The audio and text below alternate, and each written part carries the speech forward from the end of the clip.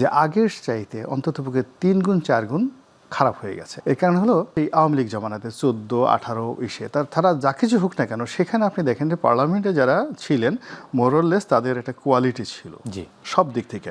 আপনি সেটার সঙ্গে যদি রেশিও ধরেন, এই বছরে যদি আপনি প্রার্থী তালিকা দেখেন, তাহলে আপনি দেখবেন 2009 সালে আমরা যখন প্রার্থী ছিলাম, আমাদের কথা বাদ, তার মানে হচ্ছে আওয়ামী লীগের যে পার্লামেন্ট ছিল সেই পার্লামেন্টে কিছুটা কোয়ালিটি ছিল আপনি বলতে চাচ্ছেন। মানে এখন যেভাবে সম্ভাব্য যেটা তার সাথে অনেক ভালো কোয়ালিটি ছিল। আমাদের দেশে যখন যে নির্বাচনী বিধি ব্যবস্থা, কোনো একটা নির্বাচন 1 কোটি টাকার নিচে হবে না। আর অনেক অনেক এলাকা আছে নোয়াখালীর মতো জায়গাতে, সেখানে মিনিমাম 10 কোটি টাকা থেকে 20, 25, 50 কোটি টাকা পর্যন্ত খরচ হয়ে যায়। এটা ডিপেন্ড যে প্রতিদ্বন্দ্বী প্রার্থী সে কতটা ধনী। এখন এটা নির্বাচন কমিশনকে অ্যাসুর করতে হবে যে এই যে সে যেন অবাধে টাকা খরচ করতে পারে এবং তার সেই টাকাটা থাকতে হবে। এবং তাকে জিজ্ঞাসা করতে হবে যে আপনার ওই এলাকাতে, আমি জানি যেমন ধরেন আমার যে নির্বাচনী এলাকা, এখানে নির্বাচন করতে 1 কোটি টাকা লাগবে। আর যদি আপনি নোয়াখালীর বেগমগঞ্জ ধরেন, বেগমগঞ্জে নির্বাচন করতে 20 কোটি টাকা লাগবে। এখন যিনি প্রার্থী হবেন তাকে প্রথমে জিজ্ঞেস করতে হবে যে আপনি 20 কোটি টাকা কোথায় পেলেন, আপনি এটা খরচ করলেন, উনি যেটা বললেন যে আপনি যেটা খরচ করলেন, এই 20 কোটি টাকা কেন আপনি খরচ করবেন, এবং এই টাকাটা আপনি রিটার্ন নেবেন কিভাবে, এবং আপনার যে 20 কোটি টাকা আছে এটার আপনি আমাকে দেখান।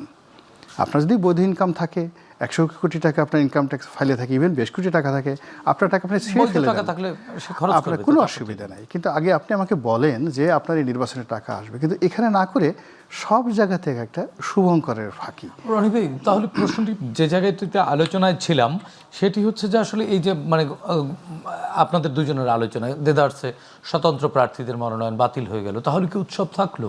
এতে করে কি ভোটের মাঠে কোনো প্রভাব পড়বে? মানে মূলত হলো কি, আসলে যেই লাউ সেই কদু। আগে যেভাবে এই যে রাজনীতির নামে চাঁদাবাজি, মনোনয়ন বিক্রি, দুর্নীতিবাজদের উল্লাস নৃত্য, মন্দ এবং বাজে লোকদের হাতে রাষ্ট্রীয় কাঠামো এবং রাজনীতি চলে যাওয়া, এইবারের এই এত বড় বিপ্লবের পরে আমরা আশা করেছিলাম কিছুটা হলেও পরিবর্তন হবে, কিন্তু অবস্থা হলো যে আগের চাইতে অন্ততপক্ষে 3 গুণ 4 গুণ খারাপ হয়ে গেছে।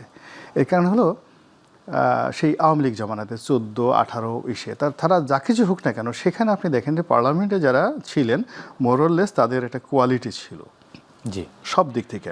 আপনি সেটার সঙ্গে যদি রেশিও ধরেন, এই বছরে যদি আপনি প্রার্থী তালিকা দেখেন, তাহলে আপনি দেখবেন 2009 সালে আমরা যখন প্রার্থী ছিলাম, আমাদের কথা বাদ, তার মানে হচ্ছে আওয়ামী লীগের যে পার্লামেন্ট ছিল সেই পার্লামেন্টে কিছুটা কোয়ালিটি ছিল আপনি বলতে চাচ্ছেন। মানে এখন যেভাবে সম্ভাব্য যেটা তার সাথে অনেক ভালো কোয়ালিটি ছিল। মেজাজটা এমন গরম হয়ে যায়, থাকে গুলশান বনানীতে 10 লাখ 15 লাখ টাকার বাংলো বাড়িতে ভাড়া অথবা কিনে, সে বলছে যে তার বাৎসরিক ইনকাম 7 লাখ টাকা, চড়ে 10 কোটি টাকা দামের গাড়িতে। তো এই লোক 7 লাখ টাকা ইনকাম তার বছরে হয় কি করে? তো প্রথমেই চাপকানো উচিত, আচ্ছা মতো পিঠ লাল করে দেওয়া উচিত, যে পিটিয়ে যে তুমি যে বাড়িটাতে থাকো ওটার ভাড়াই তো মাসে 10 লাখ টাকা, তুমি টাকা পাও কই? তুমি এই 7 লাখ টাকা ইনকাম আসলে কোত্থেকে? এই যে অনেকগুলো জিনিস আসে।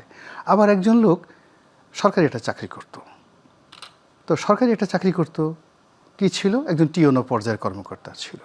এরপর হঠাৎ করে এমপি হয়ে গেল। এমপি হওয়ার পরে বিরাট একটা সময় জেলে ছিল। এখন দেখা গেল সেই সমস্ত লোকের বছরে 10 কোটি টাকা ইনকাম। আমাদের প্রশ্ন যে এই 10 কোটি টাকা তুমি মাসে ইনকাম আসলো কোত্থেকে? তোমার তো বাপের কিছু ছিল না, your father was A poor man. তুমি জীবনের শুরু করছো একটা টিওনোর মানে এসিল্যান্ডের চাকরি দিয়ে, তারপর তুমি এই কয় বছর 2 বছর বা 3 বছর তুমি মেম্বার অফ পার্লামেন্ট ছিল, তোমার এই টাকা হলো কোত্থেকে? আবার মানে এখানে এক গ্রুপ বলছে আমার টাকা আছে, আর এক গ্রুপ বলছে টাকা নাই। এরকম ভণ্ডদের দিয়ে তো আসলে রাজনীতি হবে না। তো আমার কাছে মনে হচ্ছে যে এবার যারা একটা বিষয়কে নির্বাচন করতে যাচ্ছে, তাদের প্রথমে উচিত ছিল এই স্বতন্ত্র প্রার্থীদের জন্য দরজা উন্মুক্ত করে দেওয়ার ক্ষেত্রে প্রথমত বলা যে এই 1% দরকার নেই, এবং এখানে ভালো মানুষদের জন্য কিছু ইনসেন্টিভ দরকার ছিল। যেমন দেখা গেল যে একজন মানুষ 30 বছর সে ইনকাম ট্যাক্স দিচ্ছে। তো যখন আপনি 30 বছর ইনকাম ট্যাক্স দিচ্ছে, একজন মানুষ খুব ভালো রেজাল্ট করে MA পাস করেছেন, তো একজন লোক MA পাস করেছেন, ভালো রেজাল্ট করেছেন, PhD করেছেন, রাজনীতি করেছেন, সৎ হিসেবে আসেন, আপনি তো তার সঙ্গে যে SSC পাস করেননি, ব্যাংকের টাকা মেরেছে, সফল হয়নি, তাকে আপনি এক টেবিলে বসাচ্ছেন। এটা একটা বৈষম্য হয়ে গেল না?